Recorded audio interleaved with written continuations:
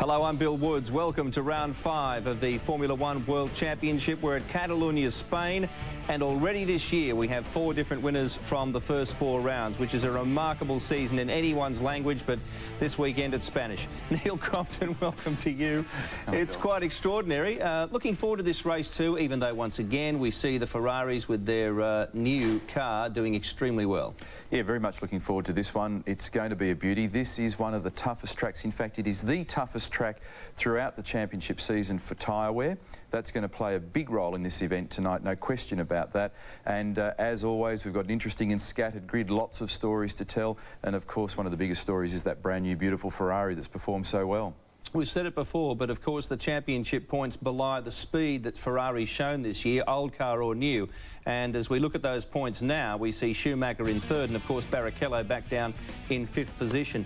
Very exciting points table this. Given the system where you're only 2 points ahead if you win of the second place driver, it's going to take some catching up from the guys behind Raikkonen. Yeah, and that's one of the beautiful parts of the story for this year, and really that's the mission for Michael at the moment. Look at that points gap. It's a big one, but you can't do much better than stick your car on pole, which is what he's done for tonight's race. And well, interesting also that Kimi has just made the sort of blue that Max Mosley talked about at the beginning of the year when he made these rule changes. But let's just focus on the manufacturer's points for the time being. What a tremendous start to the season for both McLaren and Mercedes, opening up that big points lead over Ferrari. Renault, as you said earlier in the week, or about 7 days ago, Billy, who would have thought Renault would be up there and performing as well as they have been? Williams, BMW, Jordan, then Sauber and BAR on the board as well. Jaguar and Minardi still to score points, and Toyota still hoping. We'll talk in more detail about the preparation of the various teams and drivers for this event in a little while. But firstly, we'll get away some recent news. And arguably the most important among that news is that we'll have driver aids finally banned in 2004. That's been confirmed, but traction control will stay.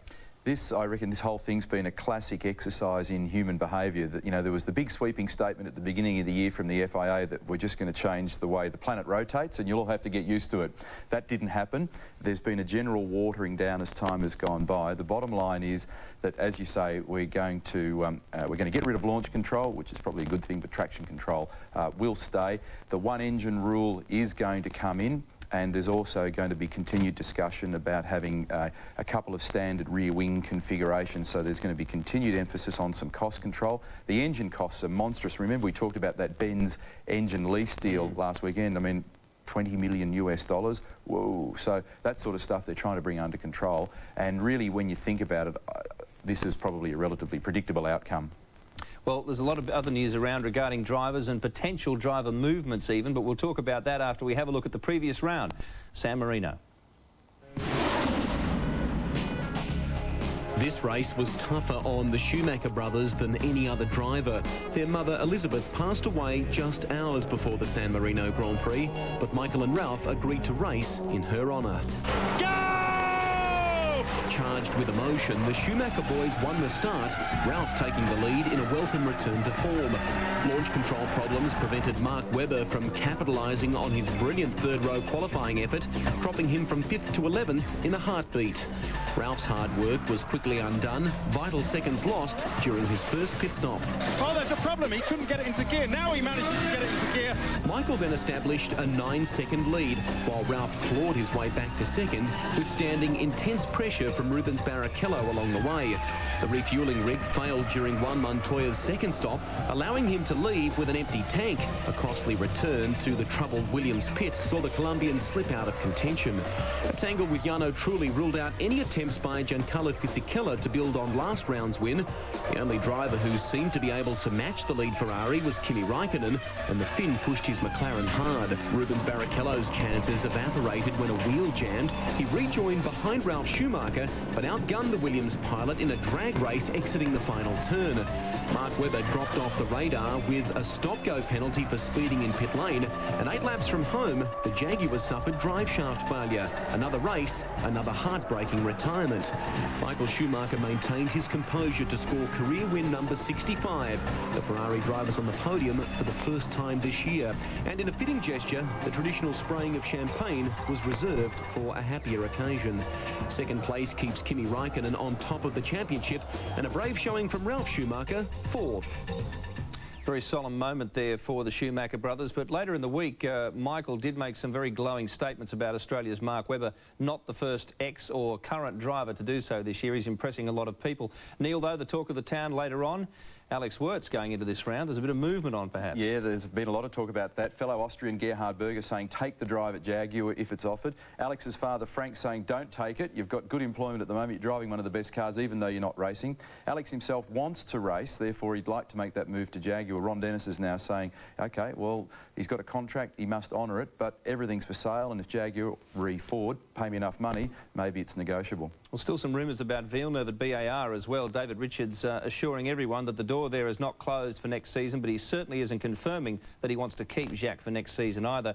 And with Button out qualifying in this weekend, of course, the jury stays out for now. All right, let's come to Catalonia, and this is quite a circuit, as Neil said. There's a lot involved here. Not everyone's favourite. They test here a lot. We know that much. Great little track just north of Barcelona, 4.7 kilometres. This race will be 65 laps, just over 305 k's. The qualifying and lap records held by Michael Schumacher. Top speed just on 305 k's into a huge break into turn one there. 4.8 Gs under brakes, 4.8 times the driver's body weight. The temperature there, 23.3 degrees. That's the prediction for today. Very high humidity, higher than we have had in the practice and qualifying lead up to this race, and only a 10% chance of rain. Hallelujah. Finally, we might get a full dry race in this season, both in V8 and in Formula One. And the thing that I mentioned at the top of the show that I think is pretty significant is that both Michelin and Bridgestone are saying that this is the circuit during the year where they get the highest wear rate. I understand, I had a call from Barcelona just before we came on. All the Bridgestone runners, with the exception of Ferrari, are very worried. Michelin have brought 4 different types of dry tyre this weekend, and they're being used across all their teams, so there's a lot of variety here. A lot of people really concerned about rear tyre wear, and I think that's going to be the story of this race. Yeah, well, Bridgestone, Ross Brawn said, brought a new spec tyre to the circuit for Ferrari to try out, but they never got around to it. They stuck with the tried and true, and certainly has worked well for them. Incidentally, 12 Grand Prix drivers have come out of Spain. They've never actually won a Grand Prix, but Fernando Alonso has accumulated such support that we have a massive crowd here, and it is really getting a kick along. Of course, it's third behind soccer and motorcycle racing in Spain, Formula One. You can't say that for too many other countries. Let's have a look now at qualifying.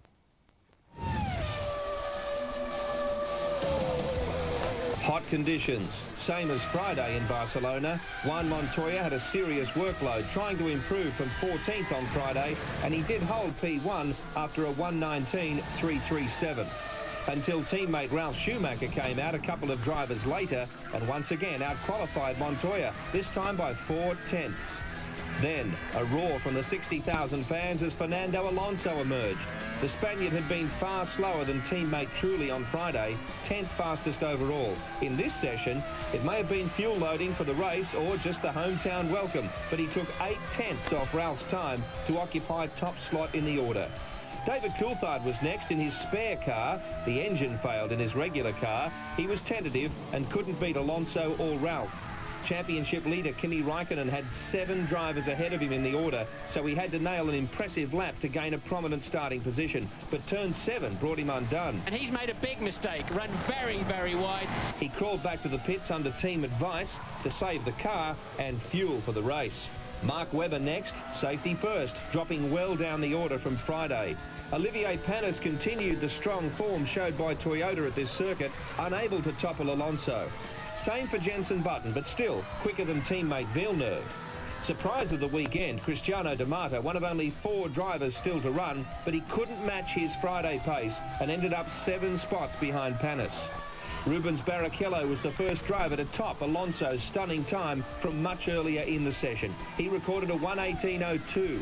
Jarno Trulli was quick again, but this time he failed to beat Barrichello or his teammate Alonso, at least a guaranteed second-row start. Then Michael. Technical director Ross Brawn said the champion hadn't driven the new Ferrari in the week before the Grand Prix. He's mastered it now. Pole position for Michael Schumacher. A 1:17.76. And recapping this grid, Ferrari, then Renault. But from there it's more complicated. Jenson Button stirring the pot in BAR. Panis giving Toyota a ray of hope. And a few fans will be hoping their drivers are running heavy, like Montoya and Webber. Fisichella seems to have lost his way since returning to Europe, this time out-qualified by Furman. And if you think Coulthard's in strife, Raikkonen may lose a chunk of his championship lead at this circuit. Well, it could all be turned on its head. Incidentally, interesting concept, Neil. Within 3 teams, BAR, Toyota and Jordan, there's speculation that they're running heavy versus light within the team. I mean, as I say, it's only talk. Yeah, and the problem with all that is that it's just so difficult to work out the truth from the fiction in it all, one way or another. I guess we're going to find out pretty soon, but it is very difficult to pinpoint. But I think clearly what we're looking at tonight is going to be a very competitive Ferrari. The new car is aerodynamically extremely different to the preceding car, the 2002 model. It's got a new, lower engine, a different engine configuration with a lower centre of gravity, and the thing has been rocket quick in practice. And just look at the mid-corner speed that it generates. It's interesting that both drivers commented that they made mistakes in qualifying and they were still at the top of the pop charts. And Michael expected, in fact, to be pipped by Rubens by virtue of a couple of mistakes that I think turns 9 and 11. And still, he was on pole position. Just what a magnificent machine. Engineering art at its finest. 53rd career pole, 3rd pole for the season. That's something that I guess in the context of championship points has been a little bit overlooked. But also the fact that 8 of the last 12 winners here have come from pole position too, that can't be overlooked either. No, it's regarded as being a pretty tough circuit to pass on. Medium downforce circuit, Bill, and as I said, one of the big issues is going to be tyre wear. In fact, I think the biggest issue. We're going to cross to the circuit in just a moment. I must say Schumacher holds a stack of records here, and I can't remember them all. Most wins, most points, most poles, most podiums, most laps led, most kilometres led, most front rows and most fastest laps. So you could say that Michael's been very successful at this circuit. You did a fair job of remembering that. And Kimi has a massive job ahead of him. As I mentioned, this could be turned on its head, and he really needs that buffer at the moment. And the significant point there is that, and obviously we'll keep an eye on these pictures that are coming to us from Spain, but they may choose to change his strategy, and we don't know at this stage whether in fact he'll start off the back of the grid or whether he'll start from the pit lane, but no doubt that that information will come through pretty quickly. There are a variety of drivers actually had to jump in and out between spare cars and race cars leading into final qualifying yesterday, which certainly unsettled a few. I got some comments from Mark Webber just before the race. Doesn't like this track particularly. Said he does a lot of miles here, and if anything it tends to not confuse the team, but you can learn all kinds of technical habits that change when you come to race here. More rubber down, different temperatures. One of the messages that's come through loud and clear from everybody that I've spoken to is this track's got a real personality. It's a little bit of an Eastern Creek. There's definitely happy hour phases in the way in which the track behaves, depending on the temperature, and there's been wild temperature variation over the course of the weekend.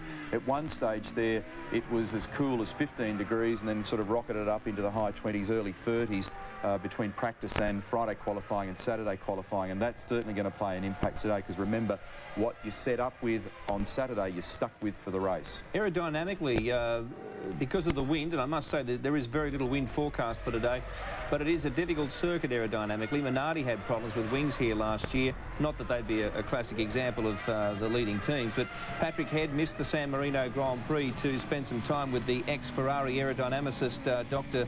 Terzi, and Williams have got some problems there. And he's Raikkonen the shots on board there, and so clearly he's going to come around and start off the back of the grid. So they'll stick with their strategy. Again, a lot of questions regarding strategy, and for one, I'm certainly looking forward to this motor race. Interestingly and surprisingly, the Ferrari urging forward, and Michael quite clearly not 100% comfortable down there with that system at this time. Just then coming, there's Raikkonen on the back of the grid, James. Yep, just watching the two Minardis peeling out into their grid slots. Wilson does appear to be in his correct position. Looking out of the window, Olivier Panis is well out of line. He's overshot his grid garage, but if he's stationary, he'll just get away with it.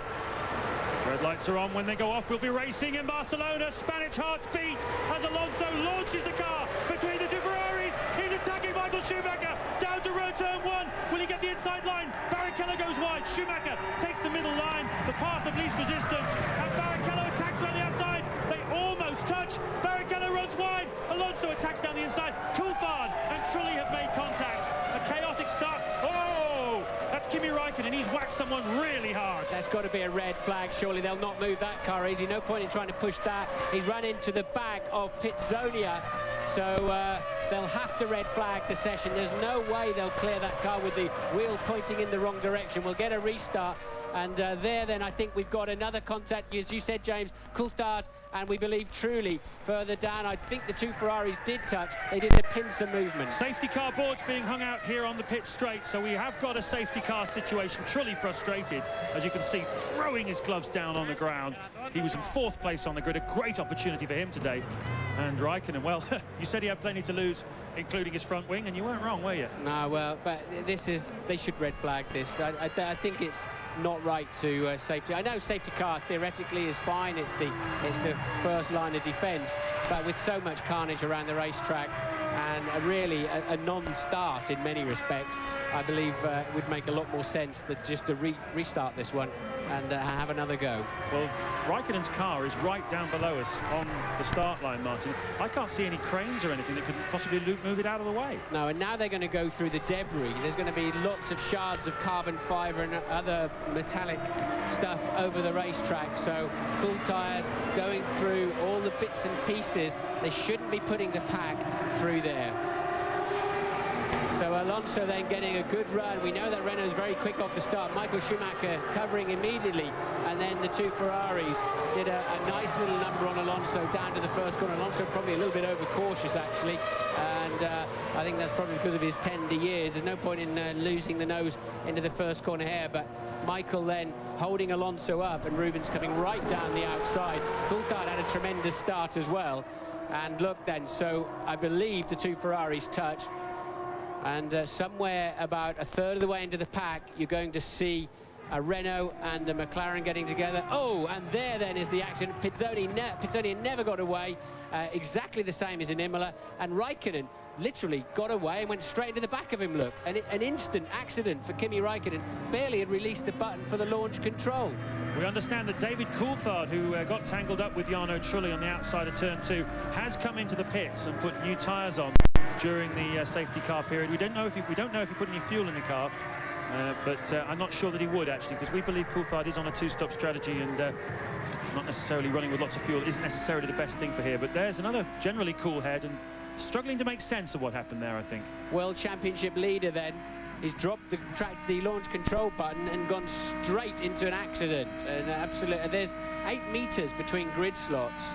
And obviously he took off with that 8 meters just evaporated and straight into the car in front of him. So Pitsonia then, we've got a breakdown truck. It doesn't know which one to pick up first, the Jag or the McLaren. So Coulthard obviously got running again when he went off to one side. We haven't really seen a replay of that down on the exit of turn 2.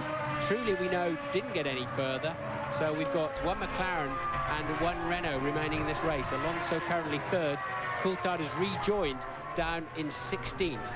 And he's just ahead of Mark Webber, who seems to have lost 7 places off the start. He did qualify 10th. But also coming into the pits, we've had Heinz-Harald Frenzen's made a visit, and so has Ralph Furman in the Jordan.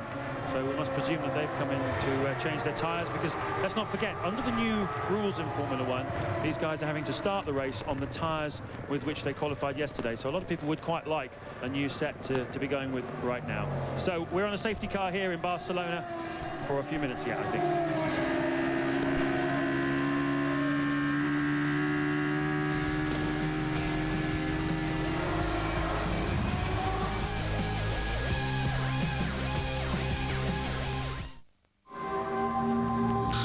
Introducing a revolutionary new Toyota. A car with a V10 engine, a 7-speed gearbox, and a top speed of over 360 kilometers per hour. A car that comes with a champagne lifestyle and supermodel girlfriend as standard. The new Toyota TF103. See it in action throughout 2003. Pedders is an Australian family-owned company that's provided motorists with No Bull for over 50 years. No Bull is Pedders' $14 28-point steering and suspension safety check with drive-on shock absorber test. No Bull is Pedders' own range of shock absorbers, steering and suspension products. Designed by us for Australian conditions, proven in the field and installed by our expert technicians. Pedders, straight advice specialists you understand, and No Bull. Introducing a revolutionary new Toyota. A car with a V10 engine, a 7-speed gearbox, and a top speed of over 360 kilometers per hour. A car that comes with a champagne lifestyle and supermodel girlfriend as standard. The new Toyota TF103. See it in action throughout 2003. James is a very good driver. With RACV insurance, he could enjoy the maximum protection of our new Premier 1 rating. Little Josh should only be a rating 3, but now we could help him protect his rating if he had an accident.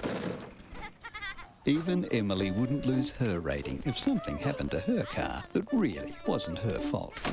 RACV, now with more new ways to protect your rating. These boys crashed.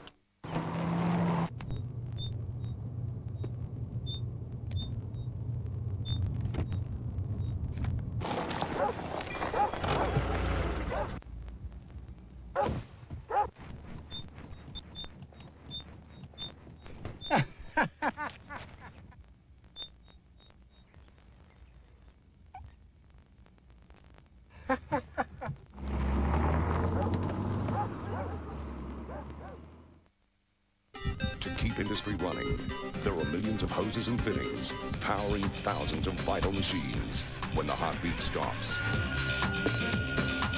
call the NZ Hose Doctor.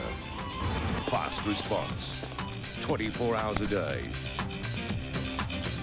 NZ, your hose and fitting specialist. Call NZ 131362. We keep industry running.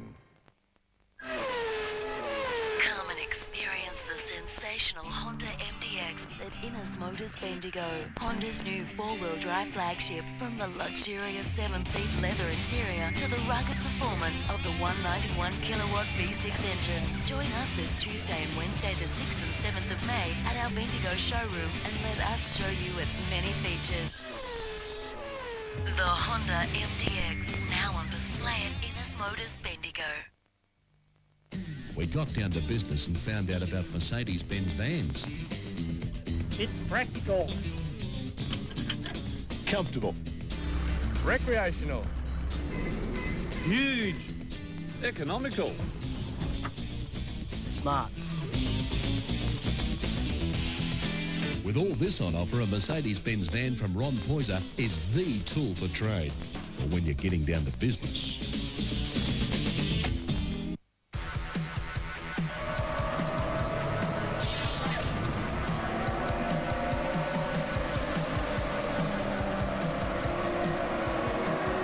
Back at Barcelona, we've had an incident at the start. Kimi Räikkönen has hit the back of the Jaguar of Antonio Pizzonia. And we've also had David Coulthard and Jarno Trulli tangling up. Trulli's out, we believe Coulthard's still in it. And here is a replay of the start from Alonso's perspective. Yeah, so Alonso in third place on the grid then tries to slot between the two Ferraris. Michael Schumacher covering his ground well. He's allowed to move once and then does not swerve back to the outside. Alonso follows him towards turn one and then really just brakes a little bit too late when he gets there. Louise. A drama on the grid for Antonio Pizzonia. Talk us through it. Well, I had a problem with the launch control system again. You know, we had the same problem in Imola with both cars. And the team has been working really hard on top of that to, you know, solve the problems. And unfortunately, when we got to the grid, the problem was there again, you know, which is a shame, really, because it throws our hard work of the weekend. And now we have to improve the system again, and hopefully it doesn't happen again, you know. Bad luck. Yeah, it's bad luck. He needed a strong weekend, and non-starting the race was about the last thing he needed. He's had a bit of a non-start to this season and a lot of pressure on Pizzonia, so let's hope he gets another crack at it. A man who did gain massively, surely Mr. Fast Starter of 2003, is Justin Wilson, up to 9th place from the back of the grid. We were concerned he wouldn't even start the Grand Prix, weren't we? There he is, up in P9 at the moment in the Minardi. He obviously just steered his way through all the carnage. I'd really like to see a bit of onboard footage from him, but we don't necessarily have access to the Spanish director here to tell him that, unfortunately. But a great start for Justin Wilson. Yeah, we saw David Coulthard there at the back of the field, so we've still got a McLaren at the back. This time it's DC. So what else happened in that rather chaotic start? Well, Ralf Schumacher got ahead of Jenson Button. Ralf Schumacher did very well there. He's up into 4th place. Jenson's still 5th. Montoya got himself up into 6th. He qualified in 9th place, so it was a terrific start for him. And Villeneuve as well has climbed up from 11th to 7th. So a few of the experienced heads out there steering their way around the problems. Obviously, it depends a little bit on where you were relative to the Coulthard-Trulli tangle as to how lucky you were. That's Heidfeld, the second of the 2 seconds.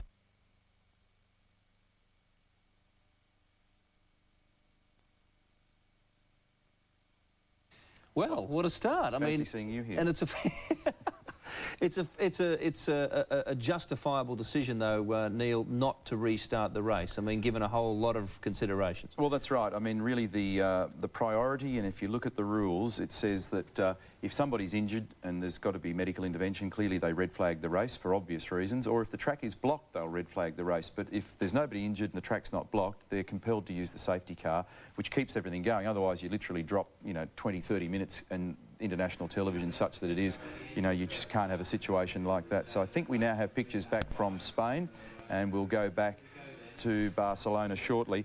But what chaos down through turns 1 and 2. The 2 Ferraris covering into turn 1.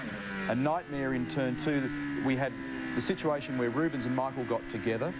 Alonso had to steer wide. It put him in the dirty line. That then triggered another incident, I believe, between Coulthard and Trulli. Coulthard's made his way back to the pits and has rejoined. Trulli has walked back to the pits, so he's got terminal damage. Webber lost a bunch of places. Martin made a tremendous point before, Billy, about the fact that other people were able to see the Pitsonia problem, but Raikkonen just drove straight into the back of him, and that's pretty tough for both those guys. So World Championship leader out, barely moved a couple of metres, and Pitsonia, who's already under massive pressure, blaming launch control. But I know for a fact at Imola, the launch control problem was a driver input problem. It wasn't a technical problem. So well, we'll see whether or not he comes under further pressure as a result of what's happened tonight.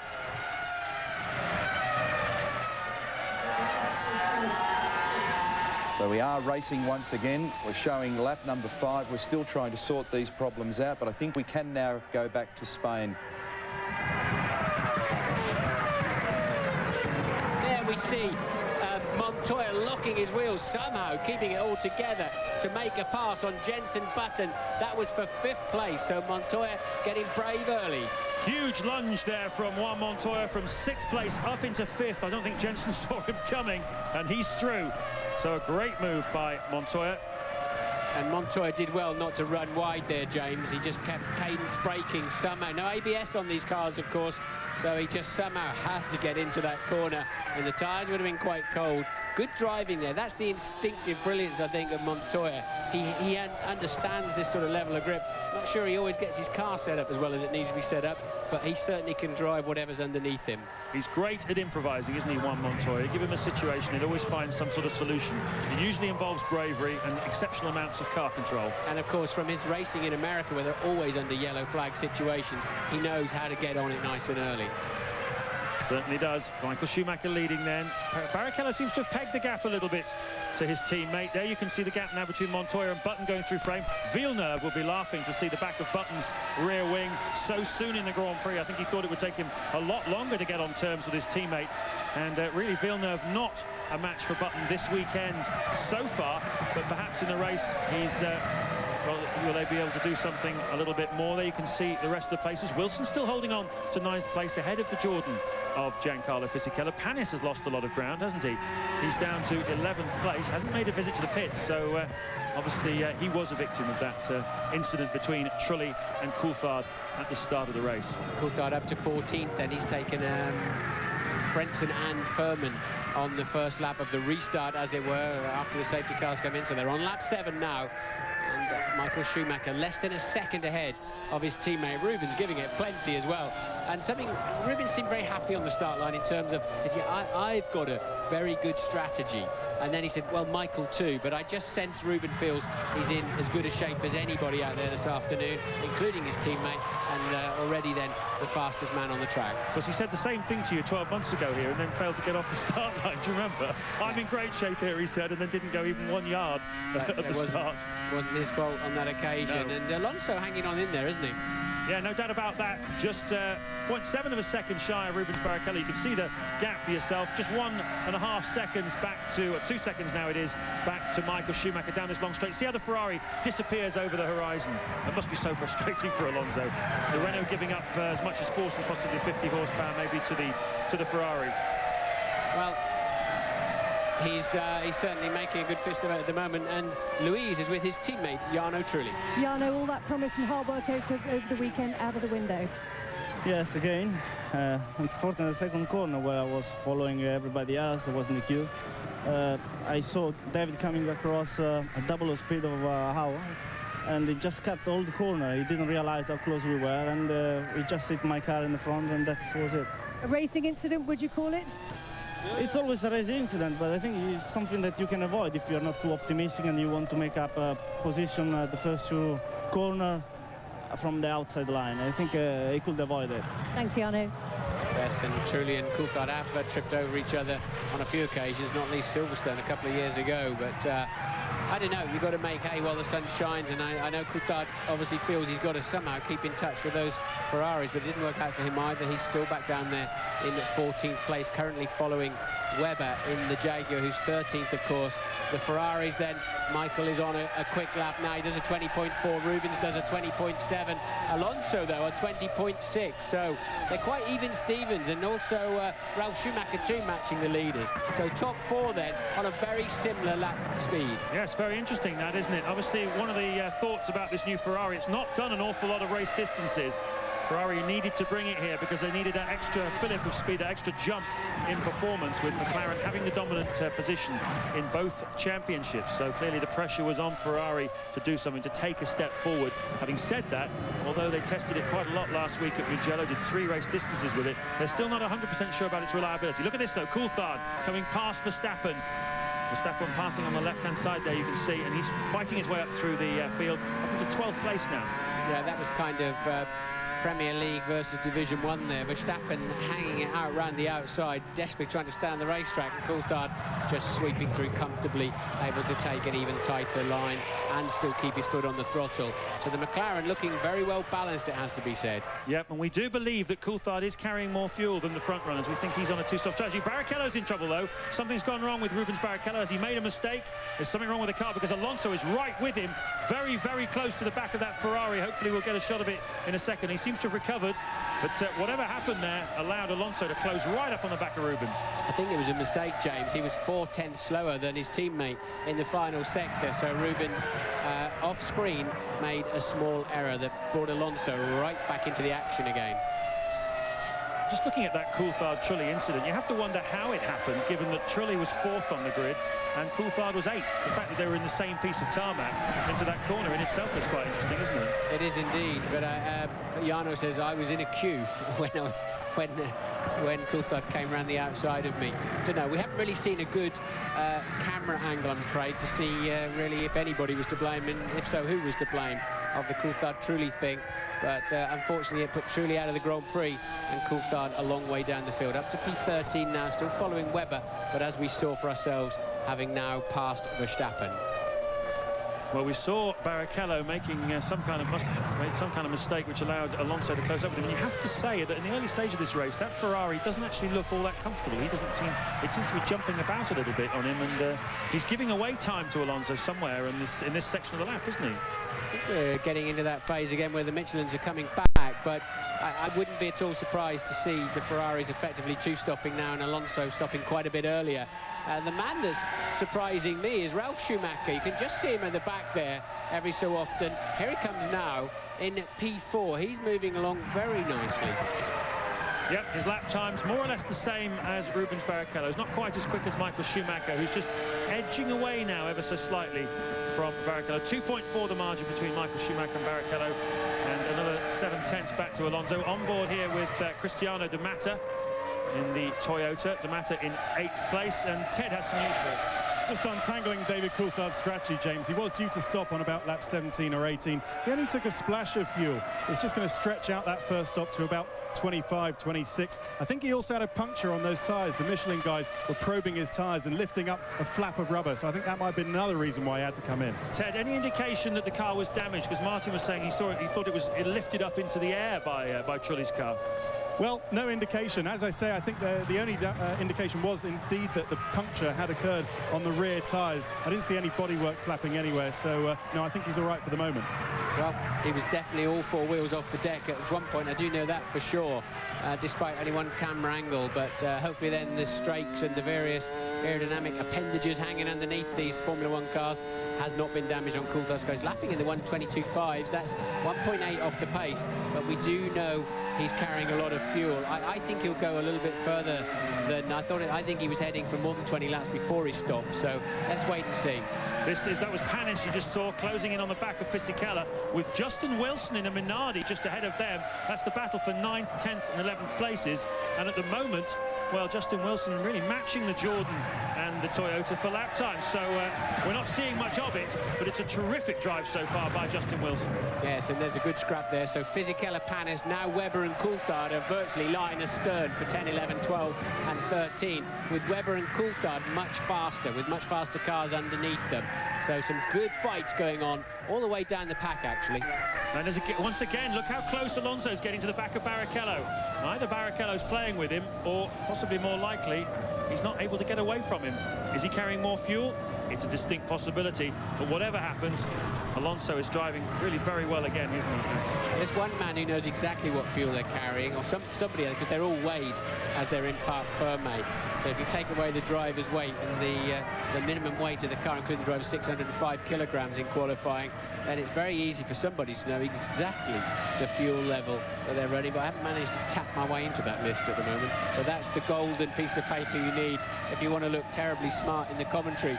But it's, you know, let's wait and see. Let's see how it shakes out, because it's a little bit upside down anyway, because they've saved quite a lot of fuel behind the safety car. Yes, we could do with one of those teenage hackers, really, to get into the mainframe of Joe Bauer, the technical delegate of the FIA, to let us know how much fuel there is on board the cars. That's the order then, top 7 at the moment. We're working lap 13 here in Barcelona.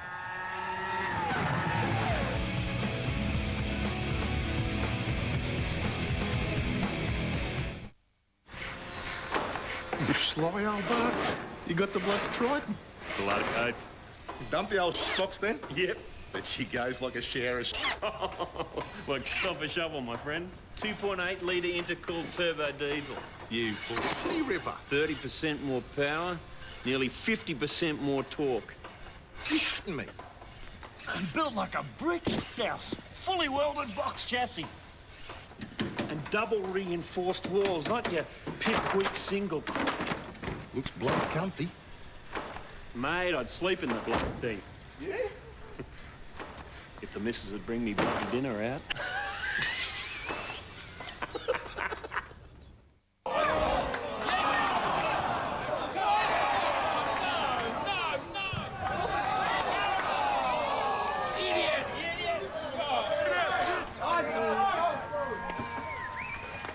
Sorry I'm late, guys. Flat battery. I told you. You should have got a century.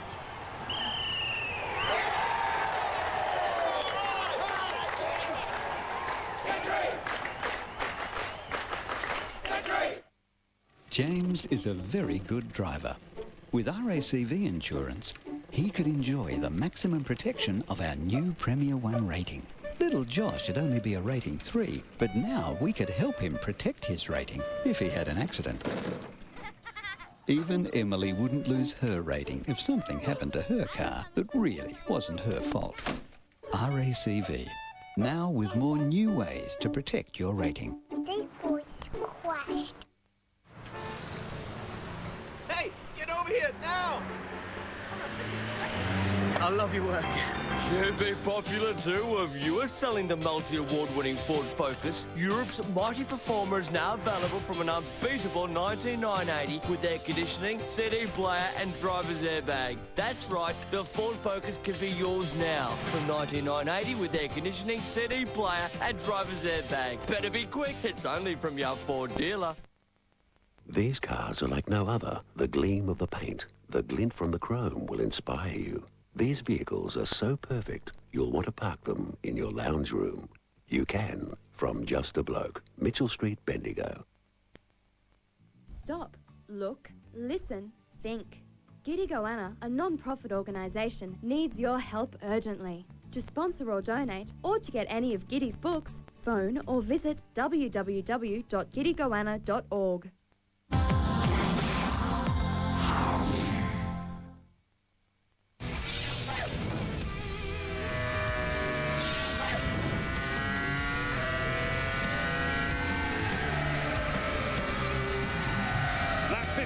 Of this 65-lap Spanish Grand Prix, a record sellout Barcelona.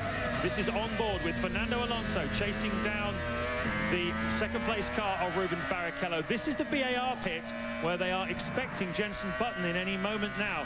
We cut back, though, to Alonso, driving splendidly here in front of his adoring Spanish fans. There's Button into the pits from 5th place, dropped him down already to 7th. And where's he going to filter back in again? The Bridgestone's not working too well for Button, and if he felt the need to come in, somebody else ready for a stop there too. Wilson still holding his own. Ted. Jacques Villeneuve is out of the race. Came in with the engine dead, not working at all. It was smoking, black smoke from the back of the car. They tried to get it going, but they couldn't. Villeneuve, absolutely furious, threw down his helmet. He's out for the 2nd race in a row. Sad news for Villeneuve then. Verstappen is pitting this time, so that means Wilson is not. Wilson definitely holding his own in that pack. I think probably he'll be 3 stopping, as is his teammate, of course. He's in now. But I'll tell you something, James. Up at the sharp end, the Ferrari's not handling well. It's not going well, and there's going to be a lot of people on the pit wall very pleased to see Michael struggling to get his car into the corners sometimes. Don't know why, but that car is not handling anything like as well as I thought it would. Well, as we found out from Martin's grid walk, they're not allowed to touch the car. Chris Dyer, Michael Schumacher's race engineer, telling us that it's really a parc fermé situation and they can't do anything to the car to try and improve the handling. So they're stuck with what they qualified with. There you can see Webber getting very close to the back of Fisichella. There's Justin Wilson doing a splendid job. The young man from Sheffield in his 1st year of Grand Prix racing, a winner previously of the European Formula 3000 Championship.